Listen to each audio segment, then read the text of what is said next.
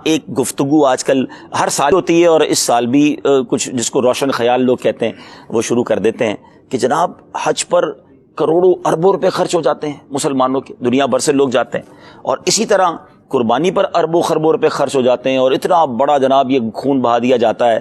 اچھی بات ہے، نیکی ہے، اچھا اس کو سینیریو ایسا وہ ریپنگ ایسی کرتے ہیں کہ یہ نیکی کی بجائے کسی غریب کی بچی کی شادی کرا دی جائے، کسی کا علاج کرا دیا جائے، کسی کو راشن ڈلوا دیا جائے، کسی کا گھر چلا دیا جائے۔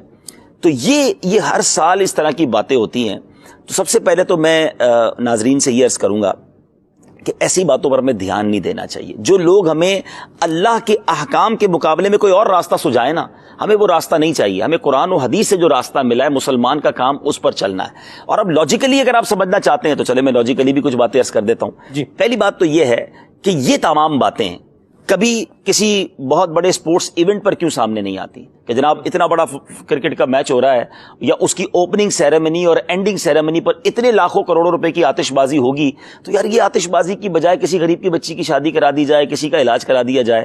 اسی طرح جناب آپ کے وطن میں کچھ ایسے ایام آتے ہیں، ٹھیک ہے وطن کے ایام منع نہیں، ہم بھی مناتے ہیں 14 اگست کو، لیکن اگر ان ایام میں گانے باجے ڈھول تماشوں کے نام پر کروڑوں روپے خرچ کرنے ہیں تو وہی کروڑوں روپے جناب آپ کسی غریبوں کی مدد میں لگا دیجیے۔ اگر آپ اس کی کیلکولیشن کریں کہ ہر سال کبھی بسنت کے نام پر، کبھی ویلنٹائن ڈیز کے نام پر ایسے عجیب عجیب تہوار آتے ہیں، لیکن اس خوشی کے نام پر جو طوفان بدتمیزی برپا ہوتا ہے، نیو ایئر نائٹ کو کہتے ہیں شراب نہیں ملتی ہے، ہوٹل میں کمرے نہیں ملتے ہیں، ناچ گانوں کی محفلیں سجی ہوئی ہیں، اربوں روپے ان غلط کاموں پر خرچ ہوتے ہیں، کبھی کوئی خبر نہیں آتی کہ اس سال نیو ایئر نائٹ پہ اربوں روپے خرچ نہ کیے جائیں، غریبوں کی مدد کر دی جائے۔ یہ ہر سال پیٹ میں درد ان کو کیوں شروع ہو جاتا ہے کہ جب مسلمان حج کرنے جاتے ہیں یا قربانی کی بات کرتے ہیں؟ تو پہلے تو خود سوچ لیجئے کہ اس کا پیچھے کیا راز ہے۔ اسلام کی حقانیت سے، اللہ کی محبت سے روکنا تو نہیں ہے۔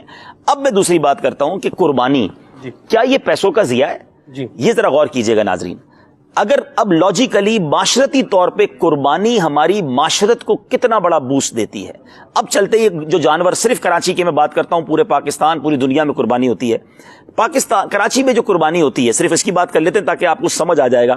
پنجاب سے اور سندھ سے ہمارے کسان، ہمارے ہاری اور غریب طبقے کے لوگ پورا سال جانور پالتے ہیں، پورا سال وہ جانور پال کر اب بیچنے یہاں پر آتے ہیں، اور جب یہ بیچ کر واپس جاتے ہیں تو پورے سال کے لیے ان کو ایک اچھی اماؤنٹ مل جاتی ہے جس سے ان کا گھر چلتا ہے، ان کے معاملات چلتے ہیں۔ اب جب وہ جانور لے کر آتے ہیں، ٹرکوں والوں کا بزنس شروع ہو گیا، منڈی میں جانور آیا، منڈی میں حکومت کو ٹیکسز ملنا شروع ہو گئے، اس کے ٹینٹوں کے بزنس شروع ہو گیا۔ اب جیسے یہ جانور شہر میں آئے، چارے والوں کا بزنس شروع ہو گیا، کتنے چارے بیچنے والے، گھاس بیچنے والے، ان کا کام شروع ہو گیا۔ جیسے ہی قربانی کا وقت قریب آیا، اب کسائیوں کا کاروبار شروع ہوا، کتنے ہزاروں کسائی ہیں جن کو ان دنوں میں روزگار اور اچھا روزگار مل جاتا ہے۔ جیسے ہی گوشت کٹا، اب یہ گوشت مسلمانوں کے پیٹ میں ہی گیا نا، کب چیلوں کو تو نہیں کھلا دیا گیا، لاکھوں کروڑوں لوگوں کے گھروں میں گوشت گیا۔ اب لوگوں نے اپنے غریب ملازمین کو گوشت بانٹا، اپنے غریب رشتہ داروں کو گوشت بانٹا، مسلمانوں کے پیٹ میں یہ گوشت گیا۔ انہیں کئی لوگ تو وہ ہیں جو سال میں ایک بار گوشت کھاتے ہیں، یہ بقرہ عید کی برکت سے ان کے گھروں میں گوشت گیا۔ اور آگے چلیے جناب، اب اس کے بعد آپ کے ریفریجریٹر کا کاروبار شروع ہو جاتا ہے۔ جتنے ریفریجریٹر بقرہ عید میں بکتے ہیں اتنے شاید اور دنوں میں نہ بکتے ہوں، کیونکہ لوگ گوشت سیکیور کرنے کے لیے اس کو خریدتے ہیں۔ یہ بھی تو ایک معاشرت کو بروسٹ ہے نا، اپنی ہماری معاشی ایکٹیویٹیز کو اکانومی کو کتنا بڑا بوسٹ مل گیا۔ اچھا پھر آگے چلیے، اب یہ گوشت پکنے کے لیے کئی ہوٹلز میں جاتا ہے، لوگ مسالے چڑھا کر کباب بنانے کے لیے، باربیکیو کا کام شروع ہو گیا، کوئلے والوں کا کام شروع ہو گیا، مٹی کے تیل والوں کا کام شروع ہو گیا۔ اگر آپ غور کریں تو لوگوں کی جیبوں سے اربوں روپے نکلے اور یہ معاشرے میں، اکانومی میں پھیل گئے، لوگوں کی جیبوں میں گئے۔ بزنس کہتے ہی اسی کو ہیں، بوسٹ کہتے ہی اسی کو ہیں کہ پیسے کی رولنگ شروع ہو جائے تو اچھا پھر اس کے بعد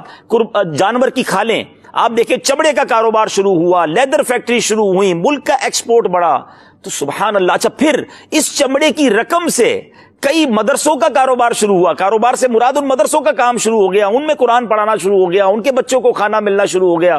آپ اگر غور کریں تو ایک قربانی جو ہے سبحان اللہ، یہ ہمارے معاشرے کو، ہماری قوم کو، ہمارے ملک کو معاشی طور پر، اکانومی کو کتنا بڑا بوسٹ دیتی ہے۔ ٹرانسپورٹرز کو آپ دیکھیں، میں نے کہا نا کہ ٹرانسپورٹرز کا، ٹرک والوں کا، سوزوکی والوں کا جو کاروبار شروع ہوا، یعنی چھوٹے چھوٹے بچے، بعضوں کا ہم نے دیکھا وہ جانور کے گلے کا کوئی پٹا بیچ رہا ہوتا ہے، کوئی رسی بیچ رہا ہوتا ہے، سب کما رہے ہیں بھائی۔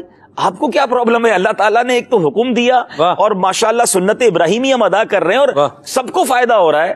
الحمدللہ ایسا کوئی شریعت کی طرف سے حکم نہیں ہے کہ جس کے پیچھے کوئی ضیاع ہو. الحمدللہ یہ بینیفیشلی ہے.